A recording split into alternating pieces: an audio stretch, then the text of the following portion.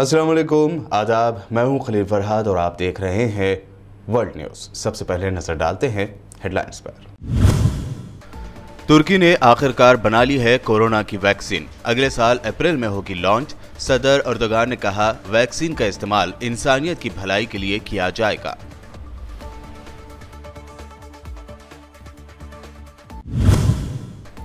Trump ने शिकस्त तस्लीम करने के बाद फिर मारी पलटी। अब कहा, हमारे पास इलेक्शन जीतने के हैं काफी सबूत, दलीलें सुनने के लिए जरूरत है एक अच्छे जज की।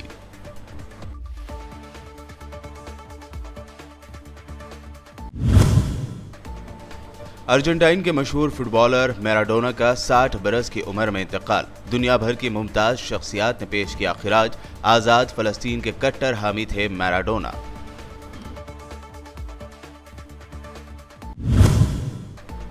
वन नेशन वन इलेक्शन पर फिर बीजेपी दे रही है जोर। पीएम मोदी ने भी बताया वक्त की जरूरत। कहा, हर महीने कहीं न कहीं होता है इलेक्शन, जिससे होती है तरक्याती कामों में रुकावट। बीजेपी तेलंगाना ने जीएचएमसी इलेक्शन के लिए जारी किया अपना मैनिफेस्टो। पुराने शहर हैदराबाद के लिए खुसूसी पैकेज का वादा। बिहार की तरह फ्री कोरोना वैक्सीन देने की भी कही बात।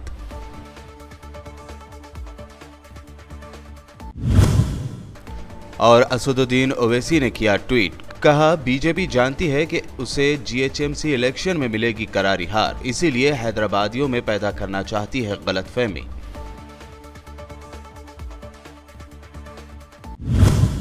और पेश खबरों की तफसील। तुर्की ने अप्रैल के महीने में कोरोना वायरस की वैक्सीन लॉन्च करने का फैसला कर लिया है। तुर्की के सदर रजब तैयब अर्दोगान ने अपने एक बयान में कहा कि दुनिया में कोरोना वायरस की वैक्सीन बनाने की नई पेशरफ्तों के दौरान तुर्की ने अप्रैल के महीने में कोरोना वायरस की वैक्सीन को लॉन्च करने का फैसला कर लिया है। सदर अर्दोगान ने justice and development AK party के पार्लिमानी ग्रुप को बताते हुए कहा कि तुर्की ने वैक्सीन बनाने में अच्छी पेशरफ्त की है। तुर्की अप्रैल तक मार्केट में अपनी वैक्सीन लाने का इरादा रखता है। सदर अर्दोगान का मजीद कहना था कि इस वैक्सीन का इस्तेमाल इंसानियत की मुश्तरका भलाई के लिए किया जाएगा। अपनी हार तस्लीम करने के इशारे देने के 2 ही दिन बाद अमेरिकी सदर डोनाल्ड ट्रंप ने फिर पलटी मारी है। ट्रंप का कहना है कि उनके पास इलेक्शन जीतने के काफ़ी सबूत मौजूद हैं और अब दलीलें सुनने के लिए सिर्फ एक अच्छे जज की ज़रूरत है। ट्रंप के मुताबिक हमें इलेक्शन रिजल्ट को दुरुस्त करना है। इसमें कोई शक नहीं है कि हमारे पास अपनी बात साबित करने के लिए तमाम शवाहिद मौजूद हैं। हमें सिर्फ एक अच्छे जज की ज़रूरत है जो हमारे तमाम दलाइल किसी भी किस्म की सियासी बददियानती के बगैर सुन सके।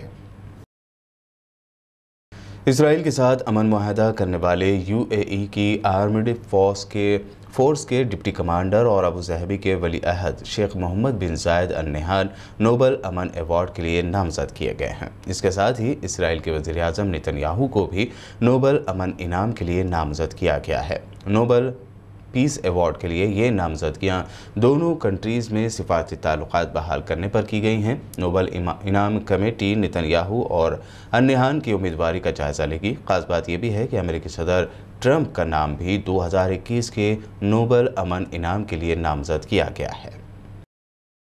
इसराइल ने सऊदी अरब को कोरोना वायरस की रेड लिस्ट वाले कंट्रीज से निकालकर ग्रीन लिस्ट में शामिल कर लिया है। इस इक़दाम से अब सऊदी अरब से आने वाले मुसाफिरों पर इसराइल में दाखिले के बाद 14 दिनों का क्वारंटाइन लाजमी नहीं होगा। इसराइली मीडिया के मुताबिक ये फैसला खुसूसी तौर पर नेतन्याहू को मद्देनज़र रख कर भी किया गया है, जो कि मुबैना तौर पर एक वफद के हमरा खलीजी ममालिक का दौरा करके वापस लौटे हैं। ख्याल रहे कि अगर सऊदी अरब को इसराइल की कोरोना वायरस की ग्रीन लिस्ट में शामिल नहीं किया जाता तो नेतन्याहू और उनके अमले को सऊदी अरब से मुबैना वापसी पर तकनीकी तौर पर 14 दिनों का क्वारंटाइन करना पड़ता। काबिल ज़िक्र है कि एक अमेरिकी अखबार ने दावा किया था कि नेतन्याहू ने सऊदी अरब के खुफिया दौरे में सऊदी वली अहद शहजादा मोहम्मद बिन सलमान और अमेरिकी वज़ीर ख़ारजा माइक पोम्पियो से मुलाकात की है। वहीं दूसरी जानिब सऊदी अरब ने इस खबर की तरदीद की है, जबकि इसराइल ने इस खबर पर ऑफिशियल बयान जारी नहीं किया है। सऊदी अरब में ख़वातीन के फ़िज़िकल या मेंटल टॉर्चर पर या फिर सेक्सुअल हरासमेंट पर कैद और भारी जुर्माने की सजाएं सुनाने का ऐलान किया गया है। सऊदी पब्लिक प्रोसिक्यूशन के दफ्तर के एक एलामिया के मुताबिक किसी औरत पर हमले में मुलविस फर्द को 1 माह से 1 साल तक कैद की सज़ा सुनाई जाएगी। इसके अलावा इस पर 5,000 से 50,000 सऊदी रियाल तक का जुर्माना भी लगाया जाएगा। सऊदी अरब ने इस नए कानून का ऐलान बुध को अक़वाम मुत्तहिदा के ज़ेर एहतमाम ख़वातीन के ख़िलाफ़ हर किस्म के तशद्दुद के ख़ात्मे के आलमी दिन के मौके पर किया है। ये दिन हर साल 25 नवंबर को मनाया जाता है। अर्जेंटाइन से ताल्लुक़ रखने वाले आलमी शोहरत याफ्ता फुटबॉल खिलाड़ी डिएगो मैराडोना 60 बरस की उम्र में हार्ट अटैक के सबब इंतकाल कर गए। गुज़िश्ता कुछ अरसे से उन्हें सेहत के मुताल्लिक़ मसाइल का सामना था। चंद हफ्ते पहले उनकी ब्रेन सर्जरी भी हुई थी।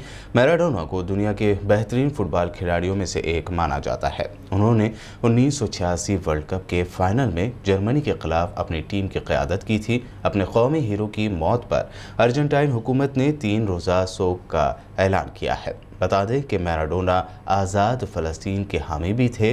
उन्होंने कहा था कि फ़लस्तीन मेरे दिल में है, मैं फ़लस्तीनी हूँ, फ़लस्तीनी कौम का सबसे बड़ा सपोर्टर हूँ और उनकी इज्जत करता हूँ। वर्ल्ड न्यूज़ में वक्त हुआ है एक शॉर्ट ब्रेक का। ब्रेक के बाद देखेंगे अहम नेशनल न्यूज़। जाइएगा नहीं, हम जल्द ही लौटेंगे।